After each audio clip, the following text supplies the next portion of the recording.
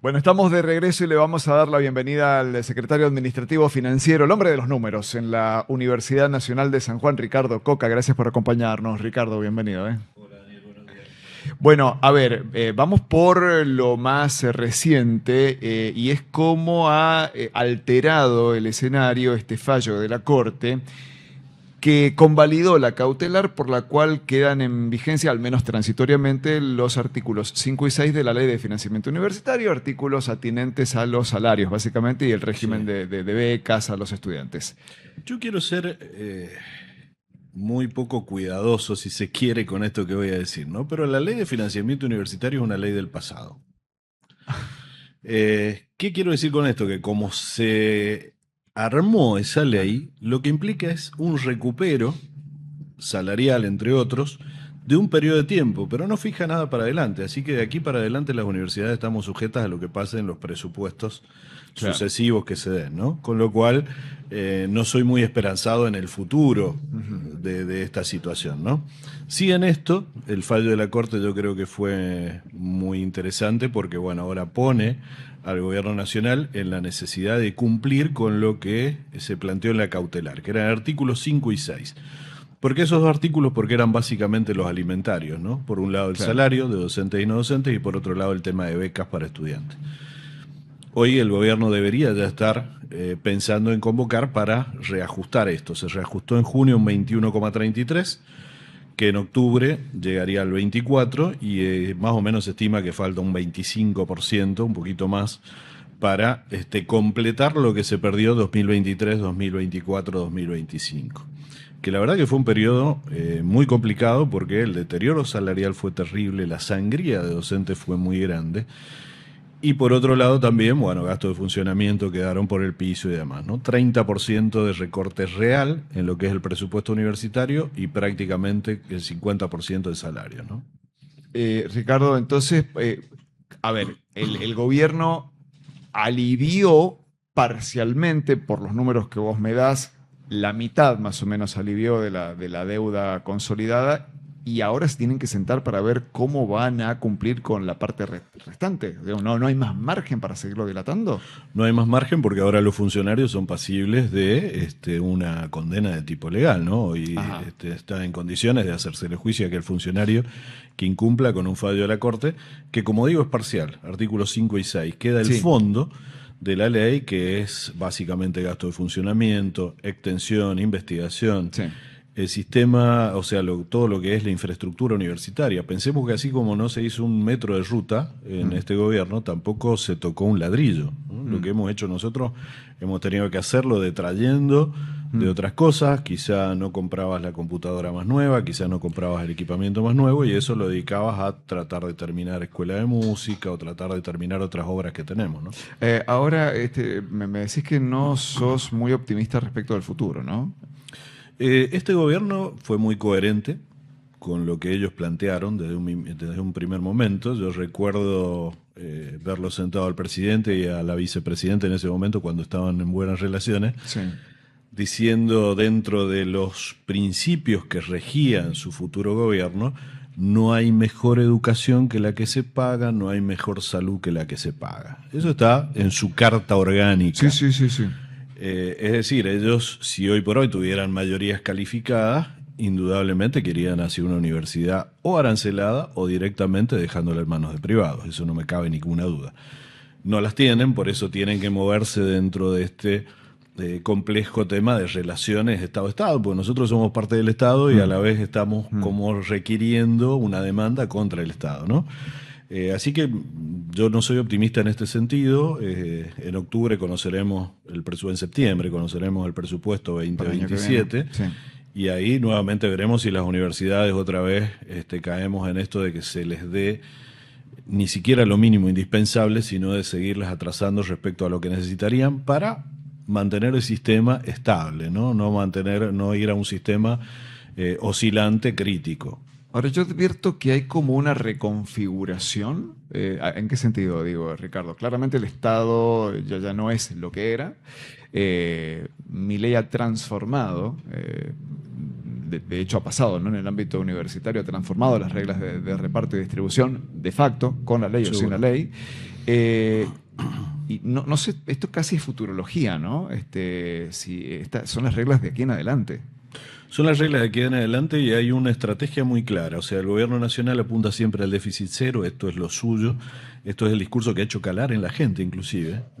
Más allá de que discutamos cómo calculan si tienen superávit o no, eso es discutible desde el punto de vista de qué se imputa y qué no se imputa, ¿no? Pero suponiendo este superávit del gobierno nacional, ¿a quién le trasladó el déficit? A las provincias. Las provincias vía coparticipación cada vez menor, porque se empiezan a dar desgravaciones y demás, empiezan a aparecer con déficit, cuando la mayoría estaban con superávit. Las familias, el endeudamiento es histórico, o sea, el índice de endeudamiento que hay hoy por hoy en el país es, la verdad, que el más alto desde el año 2001. O sea, estamos hablando de que prácticamente está en el 13% de morosidad. Entonces, bueno, esto que parece como que el país está equilibrado en sus cuentas, implica un desequilibrio que se traslada a provincias, que se traslada a familias y que se traslada también a las universidades. ¿Y la universidad cómo está? Porque ustedes el presupuesto de este año lo cerraron con un incremento del 9%, es algo de 1/3 de la inflación del año pasado, ¿no? Exacto, bueno, ahora dentro de lo que se firmó en junio vendría un incremento de gasto de funcionamiento del 20%, que más o menos te pone si sumamos el 9 que se dio desde enero más esto, estaríamos hablando de que en el año sería un 15 aproximadamente. ¿Por qué? Porque es desde junio, no es retroactivo a enero. Claro. Entonces, un 15 contra un 30 más o menos de inflación implica que seguís atrasado, pero un poquito mejor. O sea, como que es un pequeño alivio que te viene a solucionar mayormente los incrementos en servicios, energía y demás. Por eso estamos apuntando más a largo plazo en parques solares y demás. Estamos ahora trabajando en la licitación de un parque solar en Sociales, como para que ese tema de las tarifas no te impacte como está impactando ahora, que es más del 25% del presupuesto de funcionamiento. ¿Más del 25% se te va en pago de tarifa? Exactamente, de lo que te trasladan de Nación, todos los meses prácticamente el 25% va a lo que es luz, gas y demás, ¿no? Claro. Así que bueno, eso es muchísimo. Es muchísimo. En el 2023 estábamos hablando de que eso implicaba un 5% del presupuesto. Wow. Y un parque solar en el CUIM, entonces. En el CUIM, sí. Va a haber una licitación, estos son procesos lentos, ya está asignado el monto. Pero bueno, lógicamente dentro de todo lo que nosotros tenemos que cumplir, se está trabajando los pliegos para luego poder llamar a licitación. Mirá todo lo que se demoró, por ejemplo, Escuela de Música. Cuando dijimos, bueno, 2025 se pusieron los recursos y lo pudimos recién empezar a licitación mediante en marzo de este año. Porque bueno, los procesos administrativos son lentos, son rigurosos. Ricardo, y entonces la universidad hoy está con cuentas equilibradas, hay rojo, ¿dónde se ajustó? Nosotros tenemos una virtud que es el hecho de no endeudarnos jamás. Ajá. Lo que viene en el presupuesto lo distribuimos y con eso nos manejamos. Hay una gran cantidad de lo que llamamos recursos propios. Y en esto, bueno, cuando uno mira las redes, a veces te dice que son recursos propios y ustedes las reciben del Estado. Claro. No, hay una gran cantidad de convenios en donde contraprestación de servicios, de docentes, de investigadores y demás, quedan fondos para la universidad. La universidad tiene, por ejemplo, un Palomar que recauda, ¿sí? ¿Por qué recauda? Porque, bueno, ahí hay actividades deportivas, hay competencias y demás. La universidad tiene todos los institutos de investigación que logran generar convenios. Entonces, arrimamos también esos recursos propios a lo que es el presupuesto. Y eso nos ha permitido no tener jamás deuda, nunca nos hemos endeudado. Tenemos todos los pagos al día, todos los proveedores al día. Es decir, que no hay ni deuda de créditos ni deuda flotante, porque te podrías también apalancar, si se quieren, decir, bueno, no pagamos a los proveedores. Claro. O demoro los pagos. O demoro pagos, claro. Sí. Esto es de alguna manera apalancarse con ellos y la verdad que no, que estamos al día en eso. Así que bueno, creo que hay, si se quiere, sanidad desde el punto de vista financiero, pero urgencias desde el punto de vista del sistema a largo plazo. O sea, nos vamos a ir atrasando tecnológicamente, nos vamos a ir atrasando en el tema de infraestructura. Así que bueno, eso indudablemente que vamos a tener que ser muy previsores para seguir sosteniéndolo. Lo hablamos con la vicerrectora Andrea Leseta hace un par de meses, estuvo acá con nosotros acerca de la alta expectativa que se ha generado con las carreras de psicología y de medicina, ¿no? En la Sí. Nacional de San Juan está todo lo inherente a lo académico ya aprobado, pero bueno, plata, ¿no? Sí, plata, pero bueno, ahí en alguna de ellas somos optimistas. Ujú. Lógicamente hay que tener la prudencia del caso, pero creo que hay trámites que van dándose, así que veremos. Bueno, no te sé la prudencia de Coca y es razonable. Dijiste recién, y lo tenía previsto, traerlo, ¿no? Que me cuentes cómo estás viendo los resultados del modelo económico a nivel nacional. Dijiste un equilibrio fiscal o un superávit fiscal discutible dependiendo de lo que uno impute o deje de imputar. ¿Cómo lo valorás? ¿Cómo lo calificás? Bueno, eso se lo dijo el fondo, ¿no? En el último informe del fondo le dijo, miren, muchachos, están poniendo algunas trampitas ahí para mostrar superávit que no es tal. Ujú. ¿Y qué le dijo el fondo? ¿Dónde tienen que apretar para generar más recursos? Familias. Dijo, bueno, hay que eliminar todas estas exenciones al IVA, por ejemplo, el pan que tiene tasas menores, todos los productos que tienen tasas menores, y dijo, hay que tratar de recaudar más ganancias. O sea, se puso en el sector familia. Y le dijo, y al sector empresa hay que seguir desgravándolo. El modelo tiene, si se quiere, dos velocidades. Una velocidad muy rápida, que es minería, que lógicamente tiene sus tiempos de desarrollo, sector campo y sector combustibles. Si vos ves, la baja de importaciones de combustibles y demás es muy significativa, cosa que es muy positivo. Argentina va camino a autoabastecerse con eso, entonces ahí tenés una velocidad. Y la otra velocidad que está en punto muerto y a veces hasta un poco marcha atrás es el tema del sector industrial. Claro. La destrucción del sector industrial que se está produciendo vía pymes, vía sectores que directamente empiezan a prácticamente desaparecer, es muy significativa y son las consecuencias básicas del modelo. Y son consecuencias que hasta se las justifica desde el punto de vista discursivo, ¿no? Yo recuerdo algunas entrevistas del presidente donde decía, y que quiebren. ¿Sí? Porque él Sí, dice, sí. porque dice, bueno, cuando quiebran aparece otra que va a tener mayor potencialidad. Pero la verdad que estamos retrocediendo años en industrias que eran muy significativas en Argentina y que hoy por hoy están muy comprometidas. Ahora, el discurso, perdón por la interrupción, Sí. pero el discurso oficial dice que era industria ineficiente, no competitiva, atrasada y que era como una cacería de leones en el zoológico. O sea, que cualquiera es industrial, cualquiera es competitivo si tenés las fronteras cerradas, pero llega la hora de la verdad cuando levantás las barreras. Bien, eso sería razonable si vos dijeras China no subsidia, si dijeras Estados Unidos no subsidia, si dijeras Europa no subsidia. Francia fue el principal país que se negaba al acuerdo Mercosur-Unión Europea porque ellos tienen subsidiado a todo su sector agrícola. Francia quiere que los productores agrícolas se queden ahí y que no haya una implosión de ese sector. Lo vimos en las protestas que ellos mismos hacían y demás. ¿Por qué? Porque son sectores subsidiados. Acá parece que pasó a ser una mala palabra decir, bueno, subsidiamos algunos sectores para que puedan trabajar. Y el subsidio puede ser o darles elementos extra o disminuirle la carga, ¿sí? Impositiva. ¿A quién se le está disminuyendo la carga impositiva? A las grandes empresas, a los sectores más concentrados, ¿sí? Que esto es lo que piden los industriales, por ejemplo. Dice, ¿por qué no un RIGI para nuestro sector industrial? Entonces, no, bueno, se te está dando desgravaciones a los sectores más concentrados, que son los que van a, como decía, más velocidad, campo y minería, y bueno, no a los otros sectores que siguen pedaleándola y que son los mayores generadores de trabajo. El modelo lo vamos a poder seguir evaluando en los próximos años, si es que sigue vigente, por la generación o por la destrucción de puestos de trabajo. Hoy por hoy se están destruyendo puestos de trabajo. Cuando uno mira, hay un incipiente crecimiento en algunos sectores, pero por la informalidad. Claro, ese es lo otro. La EPH había del mes de abril, que se ha dado a conocer estos días, la semana pasada creo, hablaba de más o menos una estabilidad en el empleo, pero un crecimiento de lo que se conoce como empleo precario, ¿no?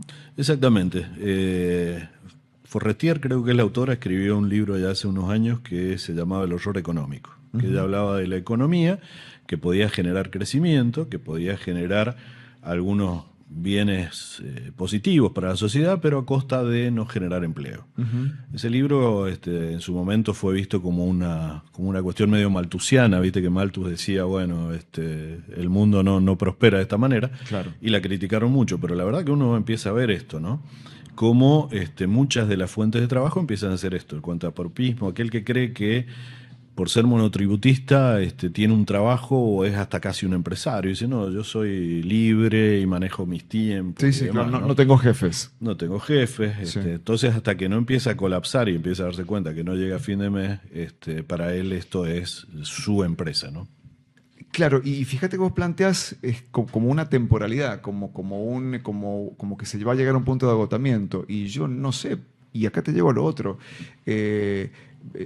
Hablan colegas tuyos, y es cada vez más común leerlos también, acerca de la peruanización de la economía argentina, no como una cuestión negativa, ¿no? Sino descriptiva. Hablar de un modelo de crecimiento a lo Perú, que es un modelo virtuoso según como uno lo mire, pero con una fractura social muy importante, Claro, ¿no? y un modelo sin precedente, ¿no? Yo siempre digo Claro. que No importa ese presidente. están eligiendo el futuro destituido, no los Claro. peruanos, no eligen Claro, presidente. claro. Y lo muestra como un valor, ¿no? Como la economía peruana sigue sin importar lo que pase con la política. Sí, pero bueno, cuando vos mirás en el largo plazo, las sociedades cada vez son sociedades más desiguales. Nosotros, por ejemplo, ahora estamos bastante más atrás que Brasil, pero tenemos la ventaja de haber tenido un coeficiente de distribución del ingreso, un coeficiente de Gini mucho mejor. Brasil está en el orden del 53 en Gini, nosotros estamos en el 42, 43. Es decir, tenemos una mejor distribución del ingreso y es lo que nos permite todavía sostener esto, ¿no? Pero recordemos qué pasa con ciertos modelos de apertura indiscriminada, como puede ser El de Perú. Nosotros, como puede ser el de Perú, como puede ser el que quiere llevar adelante nuestro presidente ahora, y como fue el que se llevó en la década del 90, ¿no? O sea, hubo un tiempo muy largo. Pensemos que el modelo arrancó en el 89, prácticamente 90 cuando vino la convertibilidad, y se sostuvo hasta el 2001, ¿no? Porque hasta cuando vino de la Rúa dijo, no, vamos a seguir manteniendo el cambio fijo, no vamos a salir de la convertibilidad. Hasta que no eclosionó, y pasó lo que pasó, ¿no? Con la economía que se fue por el tobogán, indudablemente que la gente seguía manteniendo esperanza. Y aparecían dos sectores sociales. El que se mantenía dentro de tener un ingreso y aquellos que ya quedaban fuera del sistema. Y una gran falta de solidaridad en ese sentido, ¿no? Porque el que tenía un salario fijo en la convertibilidad, sí, estoy bien. Sí. ¿Sí? No me crecen los precios, puedo viajar, puedo... Tengo cuotas. Todavía hay gente que lo añora eso, ¿no? Totalmente. Mientras que la fábrica que cerraba, el tipo que quedaba fuera sabía que no podía volver a reinsertarse nunca en el sistema, ¿no? Y aparecía esta solución cuando estaban esto de los retiros voluntarios y demás. Bueno, me pongo un kiosco, me pongo un taxi. Sí. En ese momento era un taxi. Hoy hablamos de la uberización de la economía, ¿no? Sí. La economía cada vez más uberizada en esto de, bueno, algo haré como para arrimar unos pesos, ¿no? Sí. Entonces yo creo que todo es cuestión de plazos. Todo es cuestión de plazos. Y aquí tenés dos hipótesis.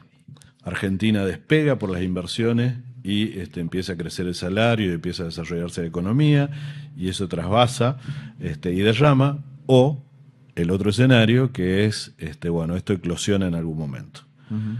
Para uno y para otro tenés defensores. Claro. Yo la verdad que no suscribo al primero, no veo que el primero sea algo muy plausible, pero bueno, son las dos discusiones que hay hoy, ¿no? A pesar del RIGI, digamos, de las inversiones que están comprometidas, ¿no? ¿Qué opinión tenés respecto de eso? Y bueno, nuevamente volvemos a que habrán sectores, sectores inclusive geográficos, claro, y sectores económicos que van a ser más dinámicos y otros que van a quedar muy pauperizados, ¿no? O sea, yo no creo que el RIGI como tal llegue con grandes beneficios a lo que es el AMBA, ¿no? No, y cuando vos definís cuál es el futuro de un gobierno, además se define entre el AMBA, Santa Fe, Córdoba y ponele un poquito Mendoza, pero hay un eje ahí que es el que define hacia dónde va el país. El resto somos un poquito como convidados a ese banquete y solamente en una paridad puede ser importante los votos que pueda aportar San Juan o que pueda aportar Neuquén y demás, ¿no? Claro. Claro. Es interesante esto, porque no es hablar mal del RIGI tampoco, sino es analizar dónde se puede llegar a sentir el impacto y dónde no. Claro, pero yo creo también que RIGI tiene un serio problema, que es esto de dejar abierto a que las empresas puedan importar bienes y puedan importar insumos a costo cero. ¿Sí?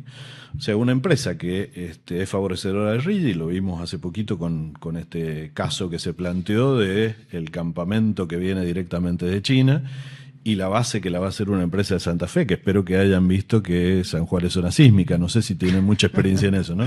Claro. Pero vos ahí ves esta situación en donde tranquilamente pueden traer esto y lógicamente las empresas locales no pueden competir. Y no porque sean malas, porque sean ineptas, porque no tengan tecnología, porque no tienen subsidios ni tienen RIGI al sector industrial. Entonces compiten en desigualdad. Claro. Ricardo, ¿te puedo preguntar por la política universitaria, por la política de la Nacional de San Juan? Vos podés preguntar lo que quieras, yo responderé. Y él también puede responder lo que quiera. Entendió todo, Coca. Coca entendió todo, Coca. No, claro, porque está transitando su segundo mandato Tadeo Berenguer, ¿no? Y se abre el juego. Por ahí es pronto para hablarlo, sí. Pero ¿es pronto para hablarlo? A ver, no voy a ser ingenuo en esto, o sea, todos indudablemente tienen vocación de ejercicio en la docencia, vocación de ejercicio en la investigación, y eso también se da en la gestión. O sea, quien está en gestión y quien tiene ganas de participar en política, lógicamente que va jugando sus cartas y sus armas, eso no lo vamos a negar. Pero bueno, falta un poquito. El año que viene es una elección de medio término, que es una elección importante, son las elecciones de consejeros estudiantiles y egresados, que de alguna manera empieza a marcar ahí el poroteo y a mirar un poquito las cartas, ¿no? Claro. Así que yo creo que es prematuro, por más que ya empiezan a aparecer, ¿cierto? O sea, hay por ahí quienes hacen especulaciones y demás, pero bueno. Sí. En las especulaciones, tu nombre también está por ahí dando vueltas. ¿Sí? No sabía. ¿No te has enterado? No. Ah, mira. A ver, vuelvo con este tema, ¿no? O sea, uno tiene vocación de gestión, quiere la universidad. Imagínate que yo arranqué en el año 77 en la Escuela de Comercio. Entonces mi vínculo con la universidad trasciende lo que es solamente alguien que pueda verla desde afuera, ¿no? La he vivido. Así que bueno, veremos en su momento. Bien, bueno, Ricardo, muchas gracias. No, muchas gracias a vos.